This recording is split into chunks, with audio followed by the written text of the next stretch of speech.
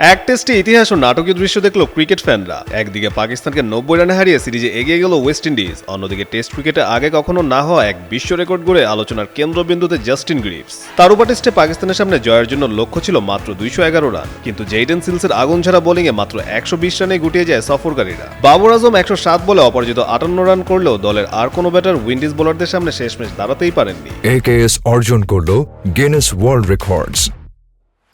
AKS সিলস নেন 5 wicket আর West Indies জিতে যায় 90 রানে। এর আগে নিজেদের দ্বিতীয় ইনিংসে মোহাম্মদ আব্বাসের 5 উইকেটের শিকার হয়ে ওয়েস্ট ইন্ডিজ 181 রানে অল আউট হয়েছিল। তবে ম্যাচের সবচেয়ে আলোচিত ঘটনা ঘটে প্রথম ইনিংসে। অলরাউন্ডার জাস্টিন গ্রিভস টানা 5টি উইকেট মেডেন ওভার করে গড়েন টেস্ট ক্রিকেটের নতুন বিশ্ব রেকর্ড। এর আগে এই কীর্তি ছিল ইংল্যান্ডের স্টুয়ার্ট ব্রডের, যিনি টানা 4টি উইকেট মেডেন ওভার করেছিলেন। অর্থাৎ এক ম্যাচে ওয়েস্ট ইন্ডিজ পেল দারুণ এক জয় আর ক্রিকেট বিশ্ব পেল টেস্ট ইতিহাসের এক নতুন রেকর্ড।